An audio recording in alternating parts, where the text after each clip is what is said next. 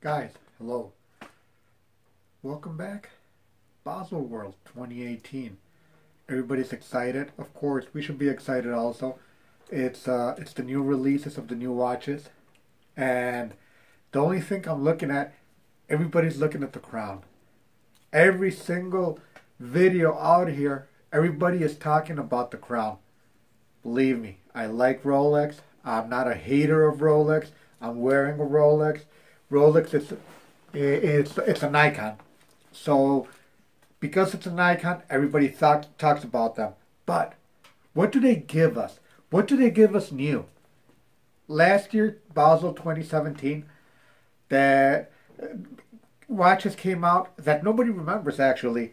We had exceptional watches last year. We had the Tag Heuer Altavia for $5,500. And right now it's selling for like about $3,500. I know they make them and they go down in price, and that's one of the, and Rolex maintain their price or they go up in price. So that's a given. And people, they want to invest in watches now. They don't want to buy watches for the watch itself. So it's just a crazy idea that that watches are supposed to maintain their value and they're supposed to go up in value. And I mean, that's why we gravitate towards Rolex, but that's fine. So we had the Tag Heuer, the Altavia, for $5,500, and the watch I guess didn't sell that well. I've been looking at sell numbers and I can't find good numbers about them. The Longines Heritage, 1945. Guys, that was an exceptional time only watch for $1,800. And the Tudor Black Bay, this is the only watch that I see that it did gain in popularity. But why? Because it's a close cousin with Rolex. The Black Bay Chrono for $47.25. Tudor gave us something great last year. Tudor, in my eyes, was one of the best releases of 2017. I don't know what they're going to do for 2018, but 2017 was a great release, and Tudor told us basically you could have a fantastic watch, you could have fantastic quality, you could get as close to the crown as possible, but you only have to pay $47.25 retail for a Tudor chronograph. In my case, I like chronographs. I like 90% of my watches will be chronographs. So Omega Speedmaster, the 60th anniversary, beautiful watch. Beautiful watch. They came in the trilogy, and you can buy them in the box for I think $20,000. And I'm not sure those watches have shipped yet, but you could buy the 20th anniversary for $72.50. So excellent value watch. And you know what everybody gravitated towards? Sea Dweller. What did Sea Dweller give us? Rolex Sea Dweller. They gave us a Cyclops. Sea Dweller. They gave us a magnification on a date, and that's what everybody was talking about. That's why I don't understand. I don't get it. I don't.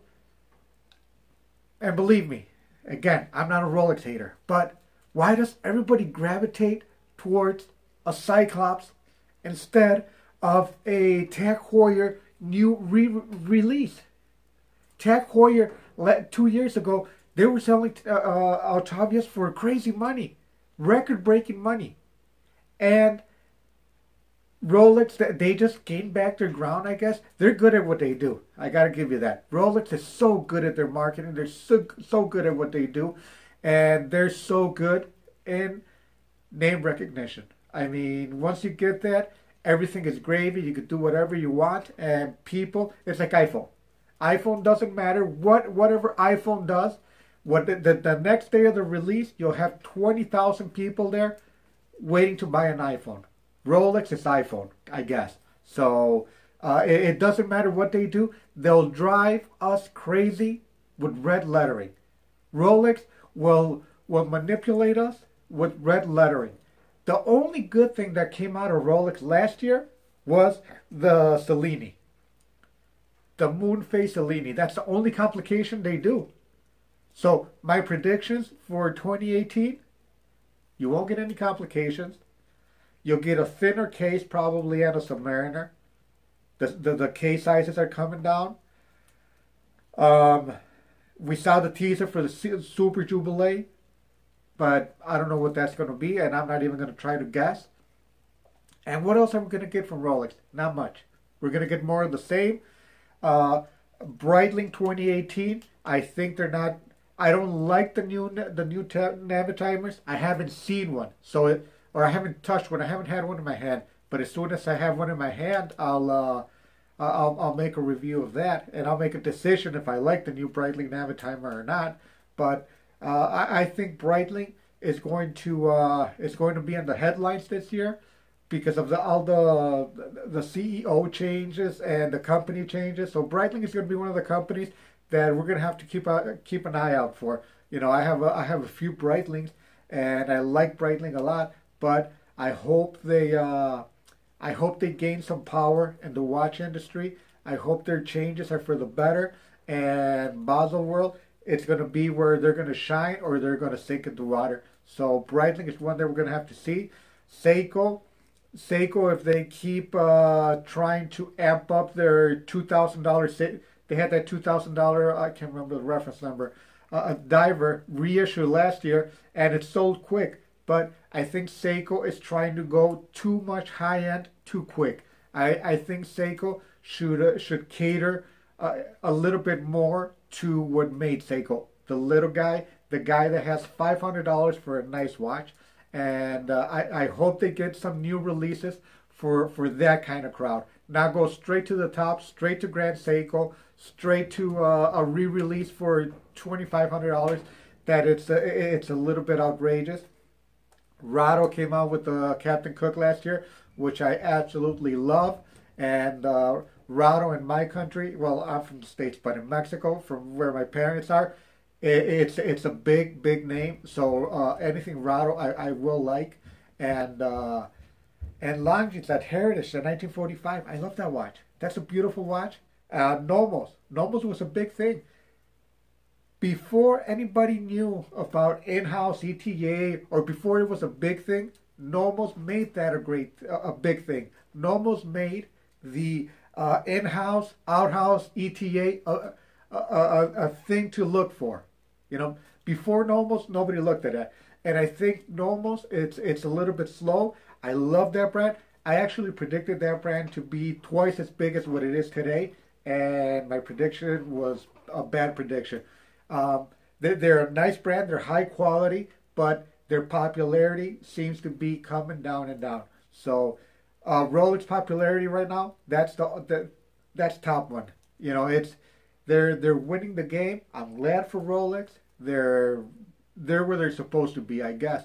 But what I don't like about it is that they don't give us nothing new. They don't give us nothing new in the Datejust affordability and the Air King and the Milgauss affordability. You know, something for like about $7,500, $8,000 that we have something new to look forward to. If they make something new, it's going to be what's the Cellini, 26,750. So it's way up there. They bring their innovations to the big names. I think they're going to bring a new movement to the smaller watches. So we could only see what happens. We could only speculate right now, but within 2 weeks, 2.5 weeks, we're going to know what comes out. So, guys, what do you think? What are your predictions for Basel 2018? Do you even care about the new releases? Are you so into vintage? If you're watching this channel, you're probably most into vintage. But do you even care about what's coming out with new releases? You know, they will become vintage one day, and if not us, and one of our kids or grandkids or whatnot, whoever picks up the hobby is going to care about them. So I think we should care about them a little bit, and not only focus on the vintage market. But tell me what you guys think. Tell me what you think is going to come out, and tell me what's your favorite from 2017. Because I think we just blew by 2017 watches, and nobody spoke about them that much. They didn't give us the impact that they were supposed to, And now everybody's hyped about Rolex doing something with a new Super Jubilee bracelet. So we'll see what happens. And guys, thank you so much for stopping by. Appreciate it. If you like this, please subscribe. Please thumbs up. I appreciate those very much. Your comments are always welcome down here. And I'll catch you guys in the next one. Thank you.